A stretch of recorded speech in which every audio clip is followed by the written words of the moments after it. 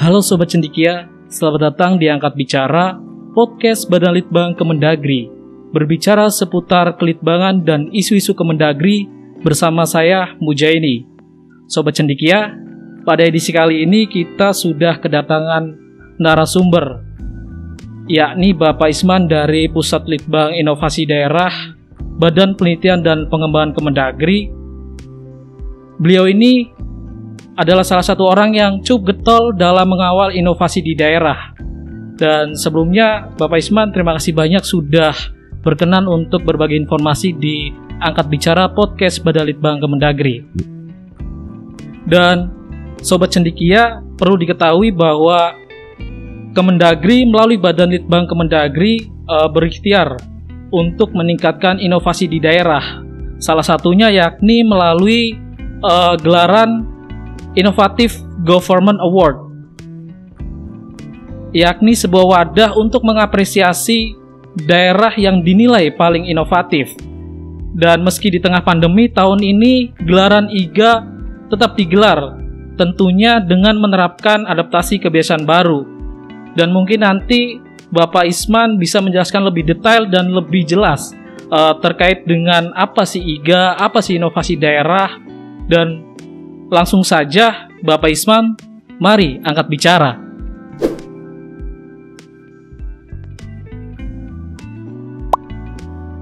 Selamat siang, Pak Isman. Selamat siang, Mas Muja. Bagaimana Pak kabarnya terkait dengan kondisi Bapak, terus kemudian progresnya untuk mengawal gelaran IGA tahun ini gitu di tengah pandemi? Ya, terima kasih ya. Saya sudah diberi kesempatan untuk hadir di podcast kali ini.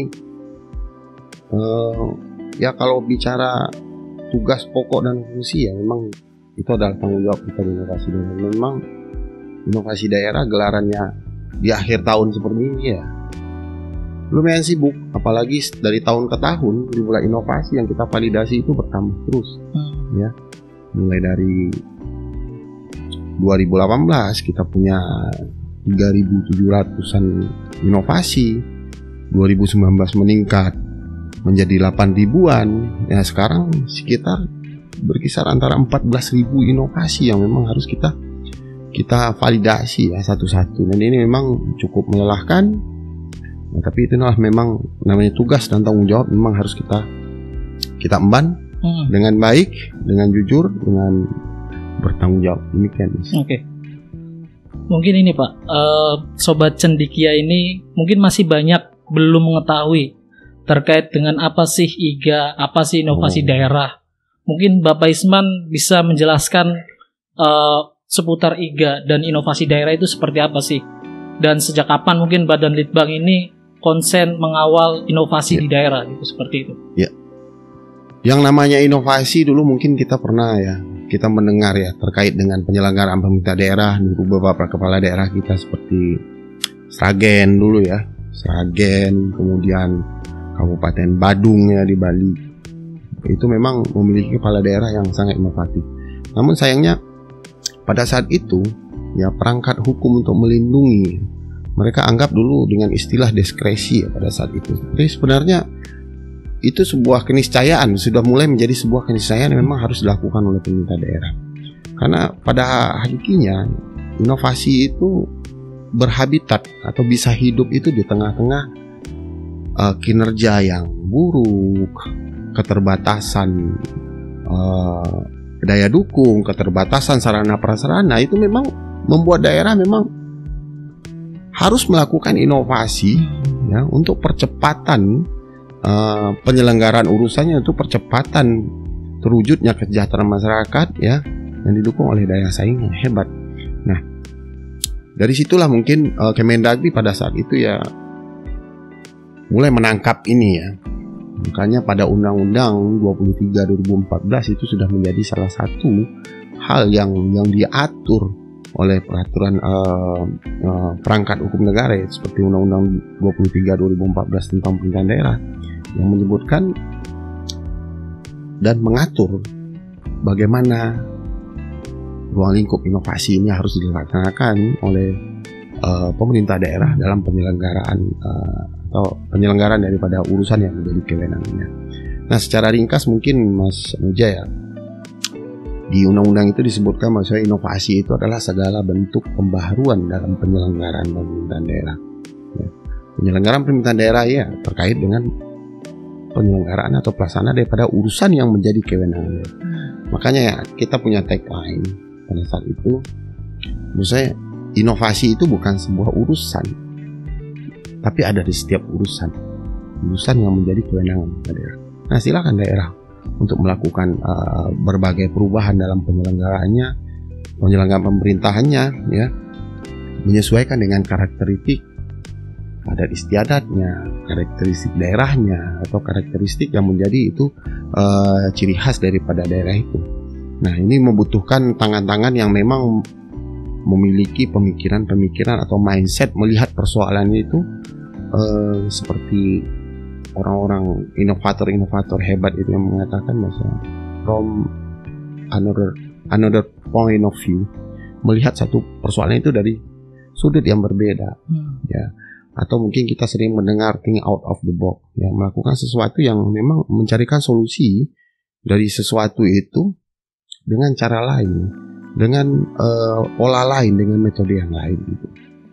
Nah, terkait dengan inovasi tadi, ya, jadi segala bentuk pembaharuan dalam penyelenggaraan pemerintahan daerah. Apa saja itu?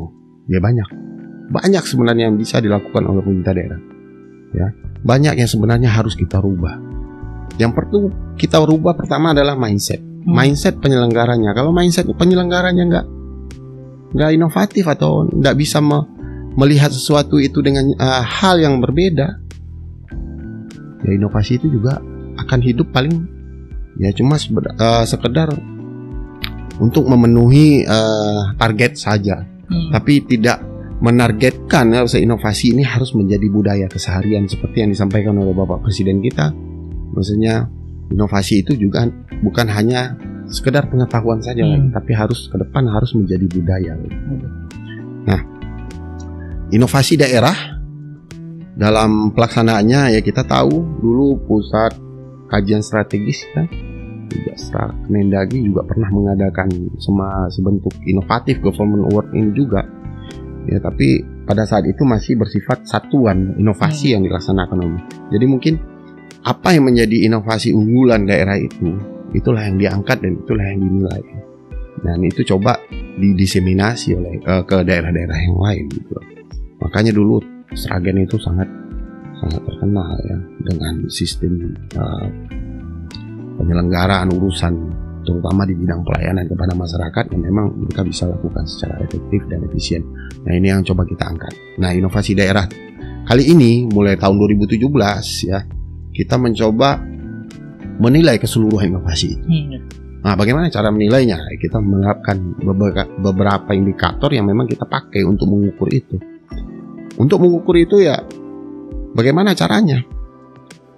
Ya, inilah kita coba pusat inovasi daerah ya, sesuai dengan perubahan nomenklatur tugas pokok dan fungsi ya.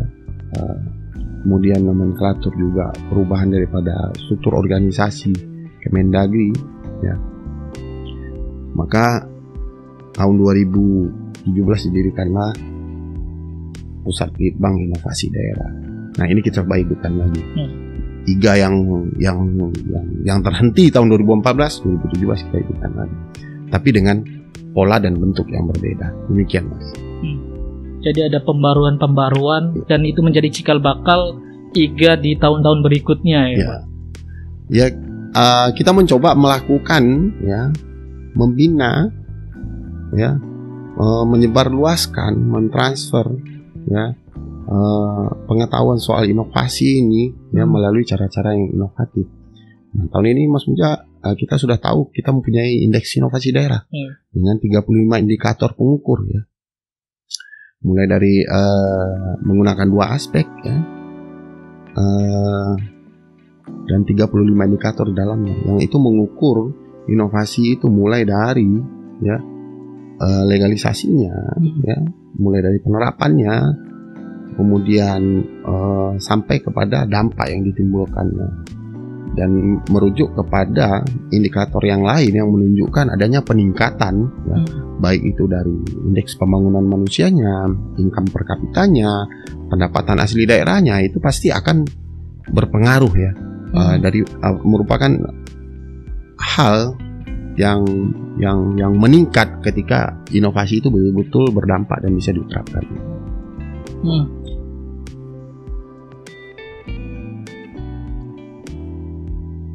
Jadi artinya Badan Litbang Kemendagri ini punya instrumen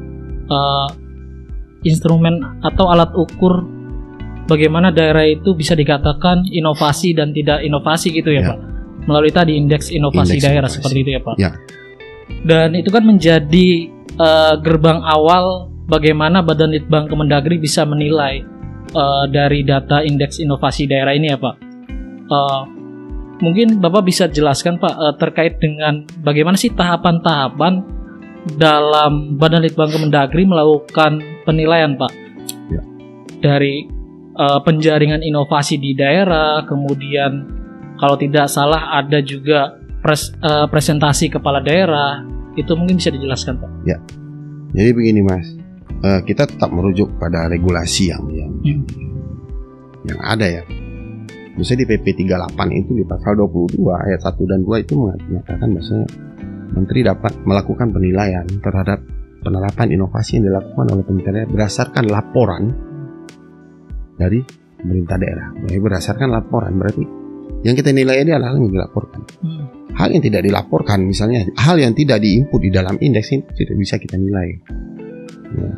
Itu yang pertama, itu dia pertama. Yang kedua, penilaian itu dilakukan dengan maksud adalah untuk memberikan penghargaan atau insentif kepada daerah yang dinilai inovatif. Gitu. Nah, itulah makanya kita atur lebih lanjut di Permendagri, Peraturan Menteri Dalam Negeri nomor 108 ya, yang menyatakan itu teknis, bagaimana teknis itu melakukan nilai. Nah, terkait dengan tahapan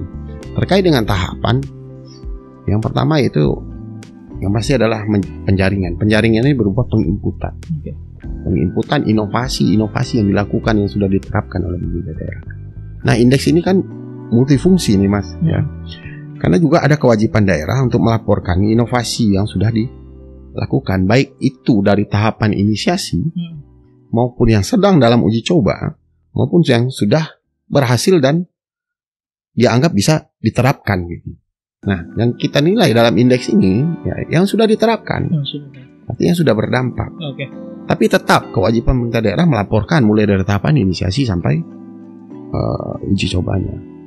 Nah, terkait dengan tahapan, kembali lagi ya, penjaringan berupa penginputan. Yang kedua, pengukuran itu dilakukan dengan menganalisa semua indikator-indikator ya, dan semua juga yang menjadi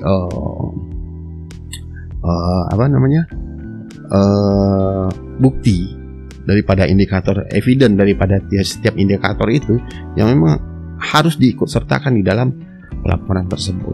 Nah, ini yang saya pikir suatu hal yang baru yang kita lakukan. Jadi kita nggak melakukan lagi penilaian atau pengukuran secara manual. Nah, dari setiap indikator itu dia meminta evidence. Nah, itu yang kita analisa kesesuaian evidence-nya, kemudian kesesuaian ruang atau parameternya, itu kita validasi, kita analisa data yang diinput itu. Nah, itu harus satu-satu. Ya, harus satu-satu. Nah, dari itu keluarlah namanya indeks inovasi daerah yang sudah memiliki nilai, ya, yang sudah terukur, yang sudah melalui hasil validasi. Lalu sistem akan melakukan perankingan sendiri, guys. Secara sistematis dia akan melakukan perankingan sendiri. Nah, untuk IGA kita menambahkan beberapa tahapan, ya. Jadi nilai indeks inovasi daerah yang sudah ada itu, ya, kita jadikan nilai dasar untuk menetapkan satu daerah itu menjadi nominator penerima IGA. Contoh, provinsi dengan ranking 1 sampai 7 ya tahun ini ya kita panggil untuk tahapan berikutnya. Tahapan berikutnya adalah presentasi kepala daerah. Nah, di presentasi kepala daerah ini, kepala daerah akan memaparkan ya terkait bagaimana dia melakukan inovasi itu, ya. Kemudian bagaimana sustainable-nya inovasi itu ke depan. Kemudian penguasaan ya kepala daerah itu terhadap inovasinya. Kita mengukur bagaimana personal seorang kepala daerah, ya, sehingga dia bisa melakukan hal-hal inovasi dalam penyelenggaraan pemerintahannya. Nah, tahapan itulah yang kita lakukan. Dan terakhir biasanya kita seperti tahun lalu kita melakukan validasi lapangan. Nah, berhubung karena pandemi ini, ya, kita tidak melakukan itu. Tapi kita betul-betul melakukan analisa mendalam terhadap data-data yang sudah diinput, yang menjadi eviden dari setiap indikator itu kita lakukan secara mendalam. Hal-hal yang tidak kita pahami, ya kita akan hubungi, ya, admin yang melakukan input atau mungkin juga kepala OPD yang bertanggung jawab terhadap itu, supaya ini betul-betul bisa kita ukur dengan baik, dengan benar, ya, tanpa ada yang daerah yang dirugikan, ya, karena mereka sudah melakukan inovasi, sudah menginput. Nah, ini perlu juga kita klarifikasi. Kadang-kadang kita satu indikator itu kita klarifikasi ke bawah itu untuk membuktikan betul-betul data itu valid. Artinya ada, meskipun di tengah pandemi ini kan menghalangi pertemuan fisik ya Pak, ya. Artinya tetap ada cross check secara ketat data-data yang dimasukkan oleh daerah itu ya Pak. Benar. Kapan perlu kita juga melakukan, ya. Kita punya banyak validator, ya. Mas Muja bisa bayangkan satu daerah itu ada sekitar 600 inovasi, 100 sekian, 200-an inovasi. Itu harus kita analisa satu-satu indikator yang inputnya. Yang pasti persatuan inovasinya kita input. Kalau 600 inovasinya, kita harus mengecek satu inovasi itu ada 21 indikator di situ. Per indikatornya memiliki evidence. Satu indikator itu mungkin bisa kita menghabiskan waktu beberapa menit, ya, untuk melihat kesesuaian data inputnya. Nah, ini kita lakukan. Mulai dari tanggal 21 September kita sudah mulai melakukan. Dan sampai saat ini masih berlangsung. Ya. Dan mudah-mudahan besok, ya, kita sudah masuk ke tahapan sidang tim penilai. Artinya validasi sudah mulai berakhir nih hari ini. Ya, semua daerah sudah kita validasi, ya, terutama daerah-daerah yang menjadi nominator penerima inovatif Government Award. Okay. Pak, tadi kan ada validasi yang itu berbasis dokumen ya Pak, karena tidak memungkinkan untuk dilakukan validasi di lapangan. Ya. Ini respon dari adanya pandemi dan merupakan adaptasi kebiasaan baru gitu.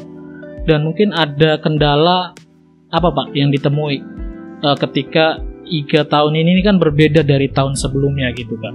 Tentu ada adaptasi lain selain tadi tahapan validasi gitu kan. Seperti apa? Ya, yang pasti kita juga harus betul-betul melakukan validasi yang cukup mendalam, ya. Artinya validasi lapangan kita tidak bisa lakukan secara langsung, ya, turun ke lapangan, tapi itu tidak menghambat kita untuk bisa melakukan validasi secara baik, ya, secara benar, ya. Artinya ketika ada satu indikator yang kita memang seperti yang saya sampaikan tadi, kita membutuhkan cross check lapangan, ya, kita akan hubungi mereka, minta penjelasan, ya. Tapi itu nggak berapa. Rata-rata daerah yang menginput ini sudah paham, ya, apa yang harus diinput, apa evidennya yang harus mungkin ada beberapa daerah juga yang ke depan perlu kita ini kan. Nah, terkait dengan, ya, masa pandemi begini, ya kesulitannya itu kita harus banyak menghabiskan waktu di validasi ini karena kita harus melakukan validasi mendalam. Nah, kalau ke lapangan kita bisa wawancara langsung, kita bisa melihat dampaknya langsung, kita bisa wawancara dengan penerima manfaatnya daripada inovasi itu, pelaku inovasinya, kita bisa ketemu secara langsung gitu, dan mereka bisa membawa kita kepada tempat di mana inovasi itu dilakukan atau berdampak gitu. Nah, yang paling susah itu kan inovasi sosial nih, yang bukan elektronik, yang luring gitu. Nah, ini sebenarnya kan perlu pendalaman, perlu perlu wawancara. Nah kalau sifat elektronik sih gampang saja mas. Kita bisa lihat ya. Kalau misalnya aplikasi layanan sebagai bentuk inovasi dari sebuah daerah, kita gampang. Kalau memang itu ada di Play Store, kita akan lihat kan, kita bisa lihat di situ yang download sudah berapa ribu, ya kan? Artinya kalau minat orang banyak untuk mendownload suatu aplikasi itu berarti mereka butuh. Asumsi kita kan begitu. Nah, mungkin yang tidak bisa kita lihat ya, kekurangan kita adalah di inovasi yang sifat elektronik. Kita nggak bisa lihat back office-nya ya, lalu lalang keluar masuk ya, baik itu pengguna ataupun pengelola daripada inovasi itu dalam aplikasi itu aja mungkin. Itu jadi cukup ini aja sandungan juga ya, Pak, untuk ya sedikit sandungan lah, tapi itu nggak menyurutkan lah Badan Litbang.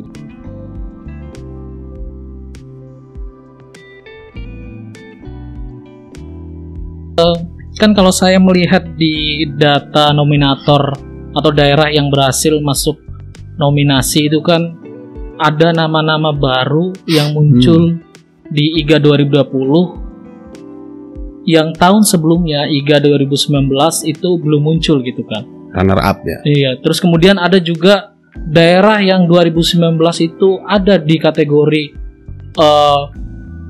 ada di beberapa kategori gitu. Kayak misalnya daerah A terus masuk dia provinsi gitu kan, ada daerah B. Tapi di tahun 2020 justru mereka hilang gitu. Sebenarnya ini jadi penasaran juga nih, apa sih yang menyebabkan daerah ini bisa dikatakan timbul tenggelam juga ya di laga IGA gitu kan. Apa sih yang menyebabkan gitu, Pak? Ya. Jadi IGA ini sebenarnya sangat dinamis kan. Ya sama dengan inovasi itu sendiri. Inovasi itu hal yang sangat dinamis. Kita nggak tahu nih perputaran inovasi, adanya penyanggahan sebuah teori ya, melalui sebuah inovasi baru, berubahnya struktur ilmu pengetahuan ya itu karena adanya inovasi. Demikian juga inovasi daerah ini juga. Tahun depan itu, sebenarnya tahun ini kita sudah mulai ya. Daerah kapan saja menginput boleh. Menginput inovasinya. Jadi tahun depan itu kita berkemungkinan kita tidak akan memberikan waktu memulai input lagi, enggak. Karena indeks ini open daily besok. Ya. Jadi kapan saja inovasi itu mulai diterapkan bisa langsung input ya. Dan kita akan mengukur sesuai dengan waktu yang nanti kita tentukan. Contoh misalnya tahun depan kita akan tutup misalnya 31 Agustus ya, kita tutup 31 Agustus. Nah, tapi inputnya setiap hari ya. Nah, terkait fenomena tadi, saya bilang itu sebuah fenomena ya, fenomena di dalam indeks itu bukan terjadi 2019-2020 aja, atau 2018-2020, dari 2017 itu sudah kelihatan. Daerah-daerah yang memang eksis di 10 besar misalnya untuk kabupaten, kota, atau mungkin eksis di daerah-daerah tertinggal atau perbatasan ya, klaster daerah tertinggal atau perbatasan, atau mungkin eksis di 5 besar provinsi ya, yang dikategorikan sangat inovatif. Dari 2017 itu kelihatan pergerakan. Contoh misalnya, saya melihat dari data 2017 itu, saya ambil contoh misalnya Sidoarjo atau Pacitan pada saat itu masuk 10 besar. Tapi mereka kena siklus 3 tahunan pada saat itu. Nah, inovasi yang kita nilai ini sebenarnya adalah umur minimalnya adalah 2 tahun anggaran. 2 tahun anggaran ya. Bukan 2 tahun kalender ya. 2 tahun anggaran atau yang sudah berdampak. Itu sudah bisa ya dilaporkan karena sudah diterapkan gitu. Nah, itu sudah bisa kita ukur. Nah, umur maksimal inovasi tadi ya itu 3 tahun. Makanya tahun 2020 ini ya, yang kita ukur adalah inovasi yang diterapkan mulai dari tahun 2017 sampai dengan 2019. Yang 2016 bagaimana, Pak? Enggak. Ya, yang lebih 3 tahun kita sudah menganggap itu sebagai budaya kerja. Artinya bukan sesuatu hal yang baru lagi. Nah, kalau ditanya itu kenapa itu terjadi?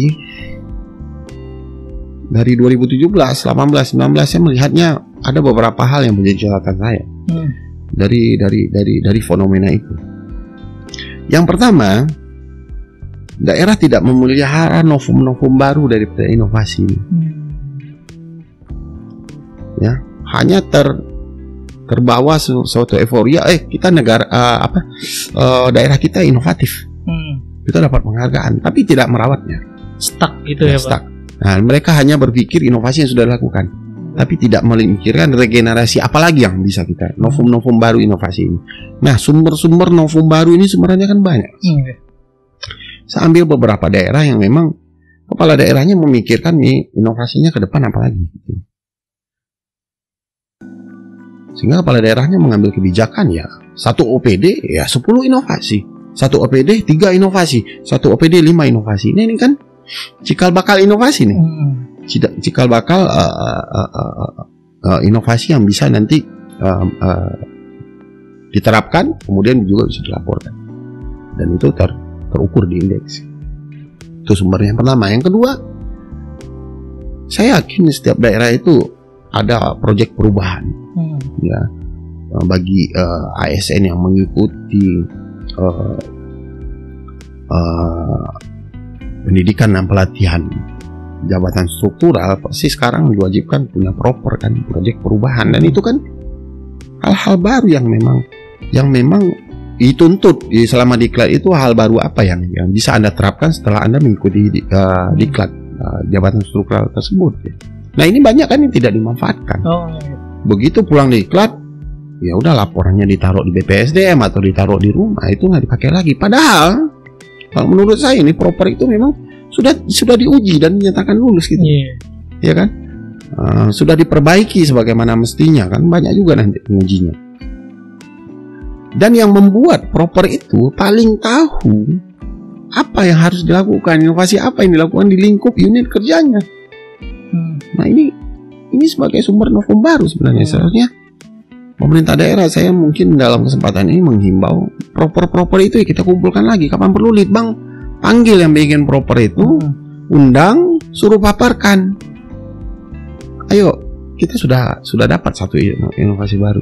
Apa perlu kita lakukan perubahan atau pengurangan di sana sini ya? Ya, terkait dengan karakteristik atau mungkin kebutuhan atau mungkin kemampuan daripada keuangan daerah. Nah, ini harus dilakukan sebenarnya oleh daerah. Nah, novum baru ini sebenarnya sudah cukup. Ditambah lagi memang inovasi ini tidak akan ada berarti apa-apa tanpa support from the top, dukungan daripada pimpinan. Nah, itu melalui kebijakan tadi. Nah, kemudian fenomena ini, Mas, saya melihatnya inovasi. Saya mau ngambil tagline nih, saya mau menyampaikan kita perlu merawat inovasi ini.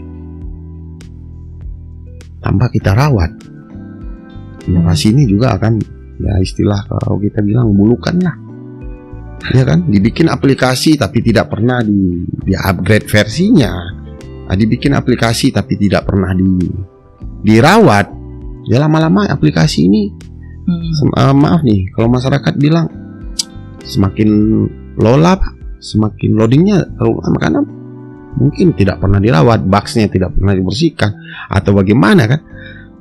Nah, ini menyebabkan inovasi ini semakin menurun tingkat pemakaiannya karena memang barang ini harus dirawat. Maka saya bilang tahun ini kita mengkampanyekan bagaimana kita merawat inovasi yang ada. Nah, inovasi yang ada ini contoh aplikasi, kita harus melakukan update dan upgrade. Apakah itu update terhadap perkembangan kah? Ternyata menu yang kita buat tahun lalu itu sekarang terlalu sedikit dimanfaatkan oleh masyarakat. Makanya penting suatu survei kepuasan dalam sebuah aplikasi itu.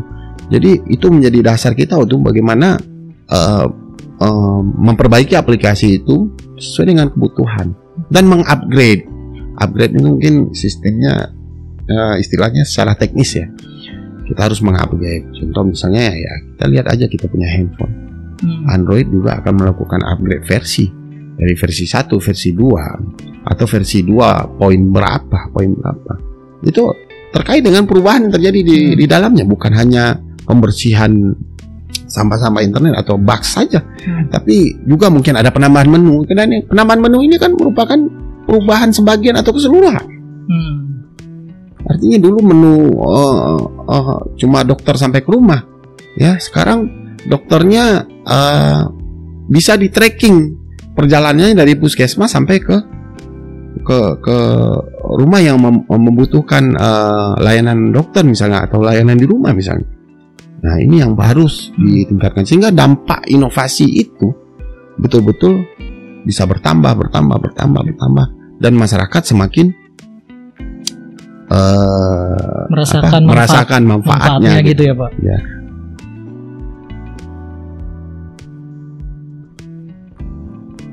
Kalau tadi Pak, tadi Bapak menyebutkan beragam faktor mengapa daerah ini bisa timbul tenggelam di IGA gitu kan. Mungkin ikhtiar dari Pusat Litbang Inovasi atau Badan Litbang Kemendagri untuk merespon fenomena semacam itu apa Pak? Untuk tadi mungkin memandu daerah, mengingatkan daerah untuk bisa tadi merawat dan menangkal sandungan-sandungan tadi gitu Pak. Supaya nggak timbul tenggelam ya. Supaya tidak timbul tenggelam. Sebagai daerah yang sangat inovatif ya. Betul itu Pak. Nah, sebenarnya dari indeks ini kita tahu satu daerah itu kurangnya di mana terkait dengan inovasinya. Makanya indeks inovasi itu juga bisa menghasilkan sebuah peta pembinaan. Okay. Misal daerah A dengan daerah B itu memiliki karakteristik yang berbeda terkait dengan pelaksanaan inovasinya. Daerah A kurangnya di sini, daerah B kurangnya di aspek ini misalnya. Itu kita mendapat peta. Nah, kita juga melihat treatment khusus apa yang bisa kita lakukan. Jadi tiap daerah itu beda treatment berdasarkan dari peta pembinaan tadi gitu. Yes. Nah, khusus daerah mungkin yang belum menginput ya kita sampaikan tata cara penginputannya. Dan ini memang jangkauan kita dengan keterbatasan kita juga belum semua daerah yang bisa kita lakukan. Cuma beberapa daerah yang memang berinisiatif ya untuk dengan Kementerian Dalam Negeri khususnya Pusat Litbang, ya kita mengadakan acara seperti sosialisasi atau peningkatan kemampuan teknis daripada pengelola atau operatornya atau mungkin juga kepala OPD-nya. Ya kita siapkan. Di Litbang Inovasi ini siap semuanya timnya, baik itu kebijakan, baik itu teknis penginputan indeks, apalagi nanti Mas Media tahu juga kita punya Puja Indah, gitu. Nah ini kita libatkan semua. Nah ke depan kita memang memperkuat di lini, mensosialisasikan lagi ya, lebih dalam lagi tuh, terkait dengan PP 38, Permendagri 104. Yang kedua kita ke depan memilih bagaimana merawat inovasi. Kasihan nih daerah. Sudah dibuat inovasi tapi sudah uzur ya, lebih daripada 3 tahun tidak pernah. Kita coba mengkampanyekan besok bagaimana cara merawat inovasi. Dan kemudian seperti yang saya sampaikan tadi, bagaimana sih daerah bisa mendapatkan novum-novum baru. Termasuk juga beberapa daerah sudah melakukan contoh misalnya jambore inovasi atau lomba inovasi di tingkat masyarakat atau tingkat komunitas kreatif misalnya di daerah. Itu sudah dilakukan. Dan itu sebenarnya adalah untuk menjaring apa sih pemerintah bisa melakukan apa sih, maunya masyarakat itu bagaimana sih, ya melalui komunitas-komunitas kreatif inilah mereka kumpulkan, ya, dan itu dilombakan. Dan ini yang kita harapkan daerah juga memotivasi elemen-elemen masyarakat, kelompok-kelompok kreatif ini juga agar tetap terus berinovasi. Karena tagline-nya kalau saya sih di Pusat Inovasi selalu bilang, kalau Anda tidak berinovasi, Anda mati. Dan itu sudah banyak. Inovasi adalah kunci. Perusahaan besar banyak yang tumbang karena apa? Karena tidak kuat bersaing. Termasuk juga momen pilkada sekarang misalnya, Mas ya. Kalau saya menangkap trennya adalah masyarakat itu, pemilih itu akan memilih kepala daerah itu dengan satu catatan, perubahan apa yang Bapak bawa nanti pada kami. Karena semakin hari masyarakat ini semakin sadar hak dan kewajibannya. Nah ini suatu hal yang bagus sebenarnya. Apalagi sekarang memang inovasi itu sudah menjadi prioritas nasional yang memang harus sama-sama kita galakkan, kita sebarluaskan dan menjadi budaya itu. Gitu. Kalau tadi Pak, tadi kan fenomena daerah yang timbul tenggelam gitu. Ya. Terus kemudian ada fenomena yang daerah yang tahun sebelumnya nggak ada gitu kan. Ya. Terus tahun 2020 ini dia muncul gitu kan sebagai salah satu nominator gitu. Dan apa gitu Bapak melihatnya ini fenomena seperti ini tuh diakibatkan karena apa? Ataukah mungkin ada pembinaan dari Kemendagri khususnya di Badan Litbang Kemendagri sendiri atau seperti apa sih Pak? Daerah-daerah ini gitu. Ya kalau ada daerah sekarang yang masuk ke dalam jajaran atau radar 5 besar provinsi atau 10 besar kabupaten kota misalnya, itu memang karena dia melakukan sebuah inovasi yang memang sudah terukur dampaknya, dan umurnya pun sudah memenuhi. Sementara yang uzur ini sudah mulai pensiun, sudah mulai menjadi budaya kerja gitu loh, dan itu sangat cepat Mas. Seperti yang saya contohkan tadi Sidoarjo dengan Pacitan 2017 mereka 10 besar, tapi begitu 2018 mereka tidak melakukan perawatan, tidak memikirkan novum baru, tidak melakukan update dan upgrade terhadap inovasi yang sudah dilakukan, ya keluar lagi dari 10 besar, digantikan oleh daerah. Kayaknya sistemnya gimana ya, kalau Anda nggak melakukan 3 hal tadi, update, upgrade, merawat inovasi yang sudah ada, dan memikirkan atau novum-novum baru inovasi ini, Anda akan keluar ya sih. Atau salah satu Anda tidak lakukan, daerah bisa keluar ya sih dari 10 besar gitu. Jadi bisa dikatakan daerah yang muncul tahun ini, yang baru muncul tahun ini, dia punya inovasi yang memang sudah berdampak ya Pak. Sudah berdampak. Dan tahun 2000 sebelumnya itu belum terlalu kelihatan gitu ya. Oh iya gitu. Dan yang sudah berdampak ini sudah dianggap sebagai budaya kerja gitu loh. Digantikanlah dengan hal-hal yang baru. Nah makanya saya bilang seperti yang saya sampaikan tadi, update itu penting, upgrade itu penting. Untuk apa? Untuk meningkatkan dampak ini, ya, supaya ini lebih berdampak lagi, supaya ini lebih berdaya guna lagi, berhasil guna begitu. Sehingga itu akan terukur di indeks kita. Dan justru parameter tertinggi itu adalah parameter dampak. Atau mungkin inovasinya itu sudah direplikasi oleh daerah lain, gitu. Ini artinya sudah teruji kan. Daerah lain pun mengakui dan mereka mereplikasi, ya, inovasi itu untuk diterapkan juga di daerahnya gitu. Nah ini kan suatu hal pencapaian yang bagus, dan memang sayang kalau tidak dipertahankan, sayang kalau tidak dirawat. Kalau daerah-daerah baru yang muncul ini Pak, ada nggak sih Pak dalam perjalanannya daerah ini minta kayak macam pengarahan, pembinaan dari Pusat Litbang Inovasi sehingga dia mungkin bisa tembus sebagai nominator IGA 2020 gitu kan? Ya. Kan daerah-daerah mungkin ada yang daerah yang belum tahu sehingga dia nggak masuk tahun sebelumnya, dan sekarang kan ada pembinaan, ada penyuluhan, mereka akhirnya paham, kemudian berhasil masuk seperti itu Pak. Ya. Jadi memang ya Pak Muji, ada beberapa daerah yang memang dia single factor. Artinya betul-betul dia memahami konsep ini, konsep inovasi ini, ya, dan mereka coba terapkan. Kepala daerahnya juga mendukung, ya, mindset kepala OPD-nya juga sudah inovatif, solutif, ya, mencarikan solusi dari masalah dari yang menjadi tugas pokok dan fungsinya itu secara solutif dan inovatif, itu bisa berjalan. Ya, memang ada daerah yang memang butuh kita bimbing atau minta bimbingan daripada kita gitu loh. Artinya apakah kita datang, apalagi zaman pandemi seperti ini banyak melakukan Zoom meeting, ya, itu menurut saya bagus ya. Saya yakin 2020 nanti, 2021 nanti banyak daerah-daerah yang memang sudah mulai tampil. Dan memang kalau kita lihat trennya sekarang sudah 458 pemerintah daerah sudah melakukan input. Dari pada tahun lalu yang cuma berkisar angkanya sekitar 370-an, sekarang sudah 400. Cuma beberapa daerah saja yang memang itu belum menginput sama sekali. Dan untuk provinsi memang sudah semua provinsi yang melakukan penginputan, termasuk juga saudara kita yang di timur yang dulu kita perkirakan karena keterbatasan ini apa segala macam, tapi itu tidak menjadi halangan kok. Mereka melakukan penginputan tahun sekarang. Artinya di tengah pandemi justru tren pengisian indeks inovasi itu meningkat ya Pak? Ya.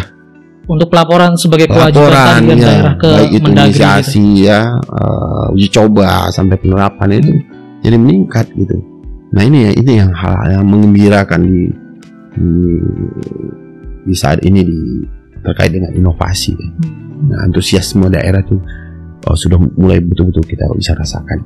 Apa Pak hubungan antara tren yang naik dengan pandemi gitu? Kalau Bapak melihatnya seperti apa Pak? Kalau hubungannya sih, ya sebenarnya dulu kita konsepnya indeks ini bagaimana kita melakukan penilaian mengurangi tatap muka juga, mengurangi biaya juga ya. Daerah juga datang ke sini, belum lagi fotokopi. Ini satu inovasi itu bisa tebal bukunya 500-300 halaman. Ini kan susah juga, kita membacanya juga susah.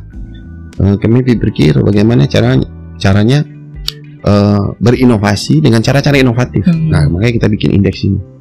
Ya, kalau kita lihat indeks ini sekarang, ya dampaknya sudah luar biasa loh. Harusnya dikirim ke Jakarta.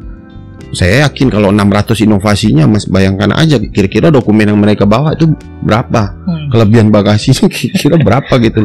Ini kalau secara kacamata awam saja kita lihat. Perjalanannya selagi ke sini, tapi ini cukup indeks ini. Nah, dengan adanya kondisi pandemi seperti ini, sebenarnya mereka sudah terbiasa dengan hal yang begini gitu. Ya, sudah sangat diuntungkan gitu loh. Jadi ada kondisi yang memaksakan mereka melakukan itu dan akhirnya terbiasa gitu. Iya, terbiasa karena memang kita sudah biasakan jauh sebelum pandemi gitu. Jadi itu hal yang biasa dan mereka bisa lihat nilai mereka tuh. Langsung kok kita transparan saja. Tinggal buka indeks, sekarang posisi saya di ranking berapa bisa dilihat. Nah, terkait dengan indeks inovasi daerah ini juga, kita juga selalu melakukan update. Ya, kita selalu melakukan survei, Mas. Setiap tahun itu kita melakukan survei. User kita adalah pemerintah daerah. Kira-kira dari indeks ini apalagi yang perlu kita perbaiki ke depan? Apalagi yang rasanya menurut Bapak dan Ibu admin ya di daerah itu yang tidak relevan lagi gitu loh. Itu kita coba akomodir. Kita coba setiap tahun melakukan pengembangan. Dan memang sekarang kita harus melihat ya indeks 2018 ya, sampai sekarang itu perubahannya sudah sangat luar biasa. Daerah pun bisa melakukan penilaian terhadap OPD-nya, maka OPD mana yang paling inovatif dalam satu pemerintah daerah itu bisa dilihat dari data inputnya. Dan ini juga memudahkan dari Badan Litbang untuk melakukan inputan dilakukan oleh OPD masing-masing. Di Litbang cuma hanya verifikasi saja, mengapprove daripada inovasi-inovasi yang sudah dilakukan oleh OPD itu. Nah ini cara-cara begini sebenarnya sudah lama, jauh sebelum pandemi kita sudah melakukan ini gitu loh, sudah dan bertepatan dengan pandemi ini ya kita itu jadi hal yang biasa saja. Tinggal jalan ya Pak. Tinggal jalan aja. Udah pada jalannya gitu.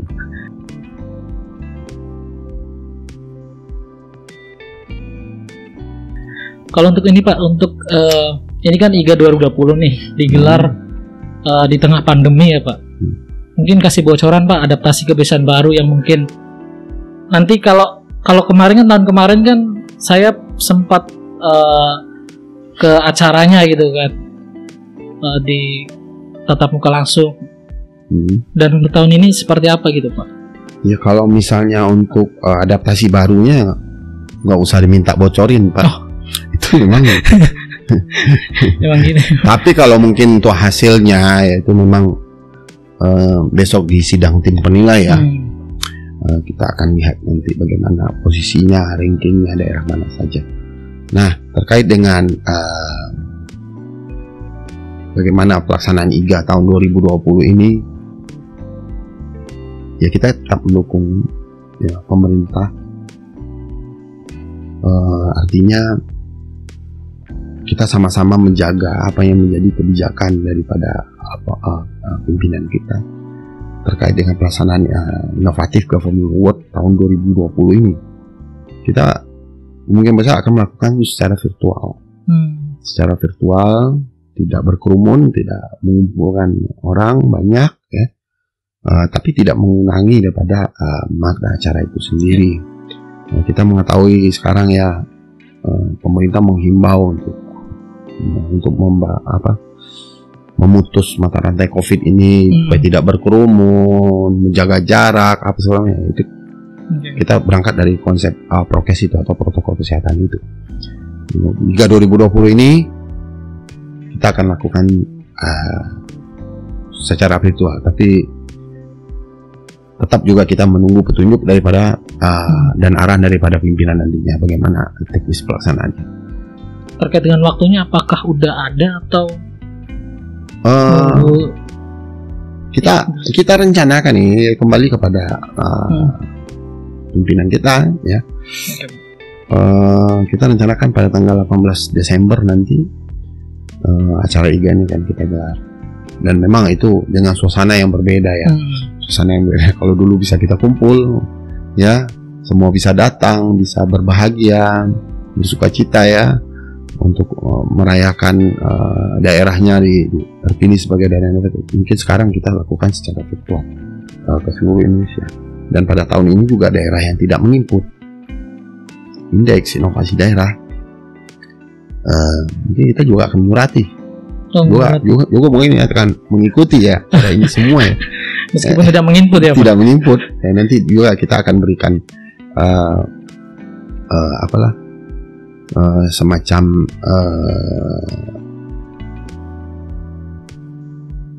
bukan teguran sih, tapi semacam surat lah, kira-kira nanti masalahnya apa sih sampai tidak diinput, atau memang inovasinya nggak ada. Kalau inovasinya ada, kita jelas terima apa yang akan kita lakukan ke daerah tersebut. Dan kita memang syukur ya, dari pembinaan yang kita lakukan, mulai dari skop provinsi menghadirkan kabupaten kota, itu sekarang sudah mulai berdampak besar. Sudah marak gitu. Sudah marak begitu. Oke. Baik Pak, mungkin ini Pak, harapan Bapak yang terkait dengan gelaran IGA 2020, kemudian imbauan kepada daerah. Tadi kan ada yang menginput, ada yang mungkin bahkan ada juga kan pas validasi itu ternyata data yang dimasukkan keliru juga Pak. Iya. Apa Pak imbauan kepada daerah gitu? Harapan IGA 2020, kemudian imbauan kepada daerah gitu. Ya, IGA 2020 ini IGA yang spesial. Lain daripada tahun yang sebelumnya, dan memang ini daerah sudah semakin ketat ya. Persaingannya sudah mulai, kita aja yang mau validasi itu sudah terasa ketat gitu. Ya, nah kita berharap IGA 2020 dengan format protokol kesehatan ini ya tidak mengurangi daripada makna daripada IGA ini sendiri ya. Kita tetap berharap seperti itu, dan daerah tetap bersemangat untuk melakukan inovasi. Justru sekarang masalah kita adalah pandemi di mana-mana ya, banyak program kegiatan yang tidak terhambat berjalannya ya. Kita butuh solusi-solusi yang inovatif itu loh. Bagaimana pelaksanaan daripada tugas pokok dan fungsi penyelenggaraan daripada urusan ini bisa tetap berjalan di tengah pandemi ini. Kita memang membutuhkan hal-hal baru dalam pelaksanaan itu.